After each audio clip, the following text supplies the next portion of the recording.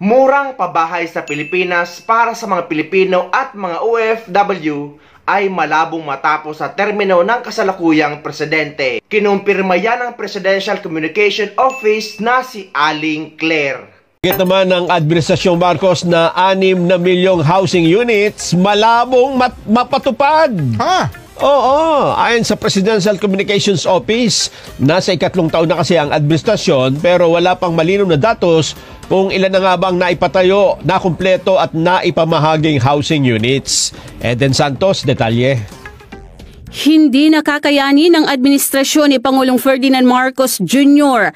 ang pagpapatayo ng 6 na milyong housing units sa loob ng 6 na taong termino nito.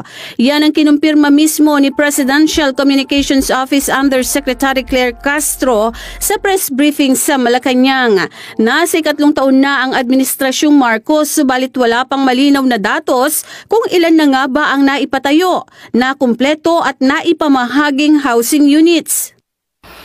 Wala pa po siyang milyon.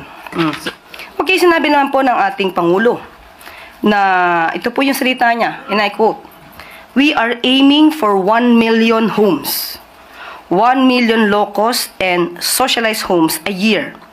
It is an ambitious number, but we will try very, very hard." Hindi naman ito ikinagulat ng isang women organization na Oryang na nakabase sa Quezon City. Sinabi ni Aling Lot Feca na isa sa organizer ng grupo na malabong matupad ni Pangulong Marcos ang 1 milyong housing units kada taon.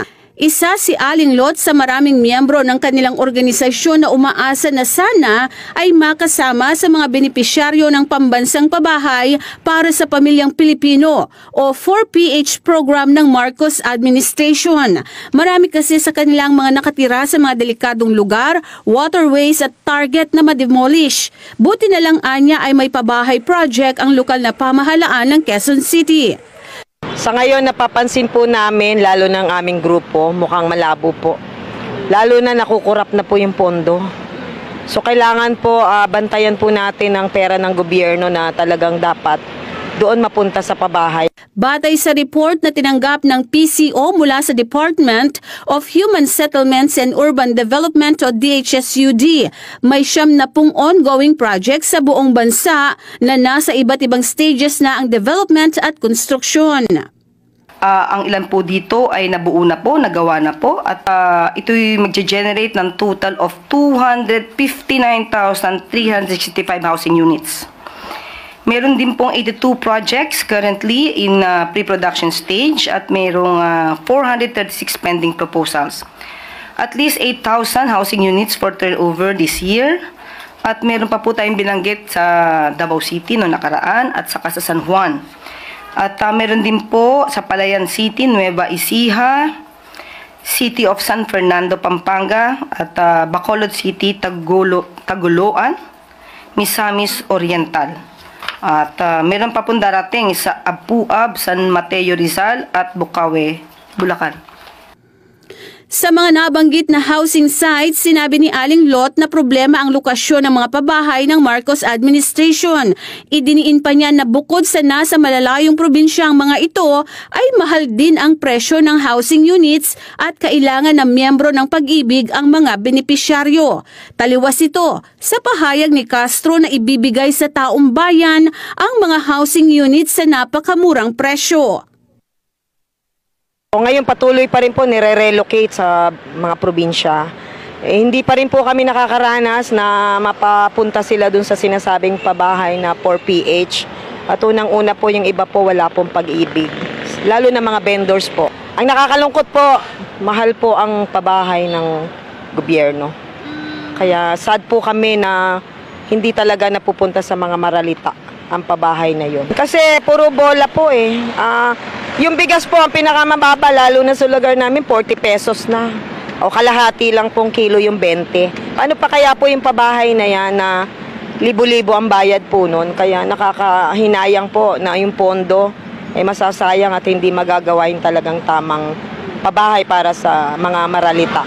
Maliit po kasi ang presyo na ibibigay natin sa taong bayan para i-avail ito. Kaya po yung ibang contractors po ay hindi po sumasang-ayon na makisali o sumama sa ganitong klaseng proyekto. Hindi po- Konti lamang po na developer. Nung nakaraang taon, ito rin ang ibinida ng OFW Party List na murang pabahay para sa mga OFW.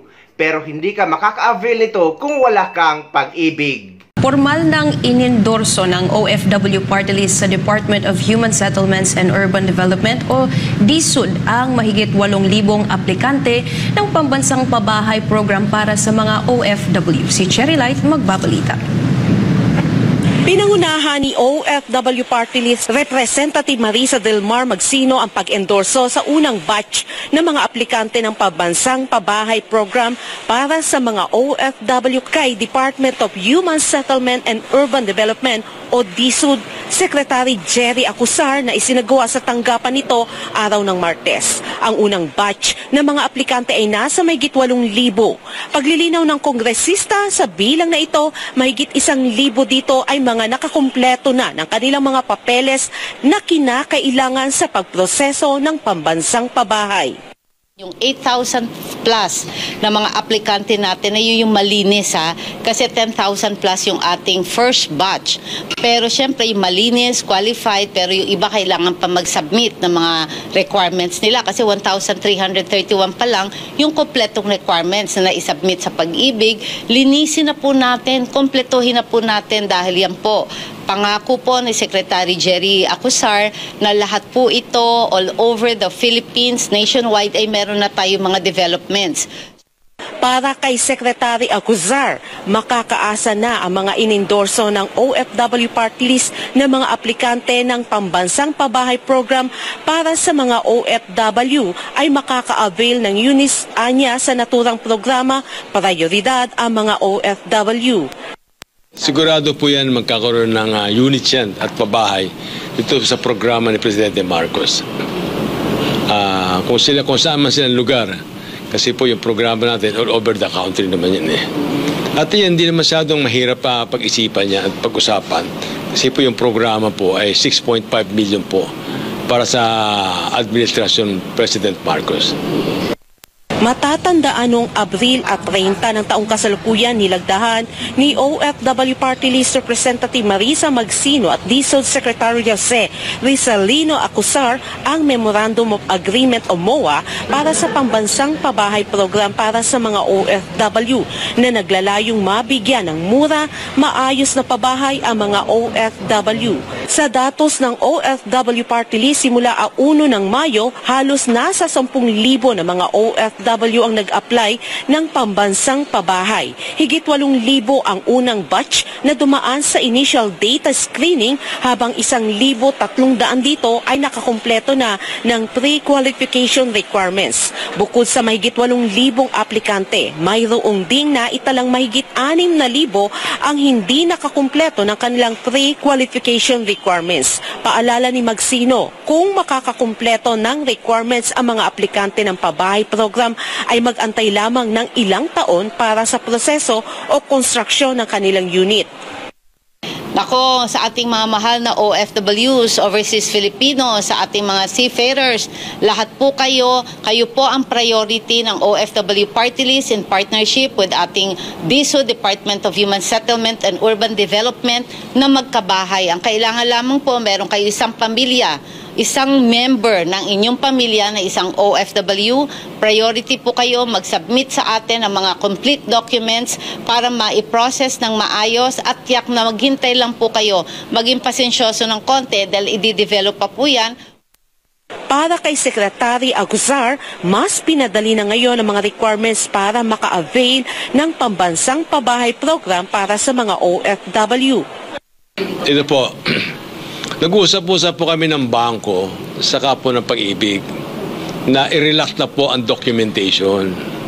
Meaning, wag nang higpitan. Kasi pagka ginawa niyo po yung dating documentation, marami pong hindi nagko-qualified. So, since meron naman kaming pambansang pabahay at meron naman kaming interest subsidy na binibigay ang ating mahal na Pangulo, kaya po, inirelax na po nila. Ang inihiling po namin sa Pag-ibig at sinasabi ako yung Pag-ibig at saka at inihiling namin sa mga bangko na relax na ang documentation ng mga beneficiaries. Samantala, hinihikayat naman ng OFW Party List na antabayanan ang approval para sa mga aplikante ng pambansang pabahay.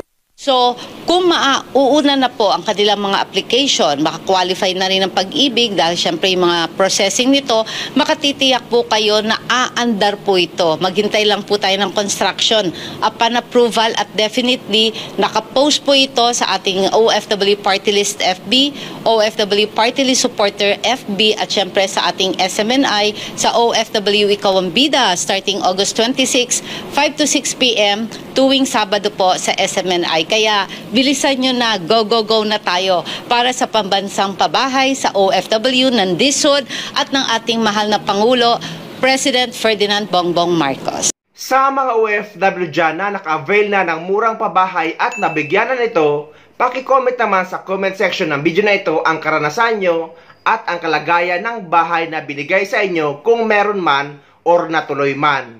At sana nga hindi masayang ang pondo na nilaan dito ng gobyerno dahil kapag nagkataon ay matitenga lang ito dahil nga kinukulang na sa budget. At hindi rin lahat ay kukuha kung malayo ito sa kabiasnan.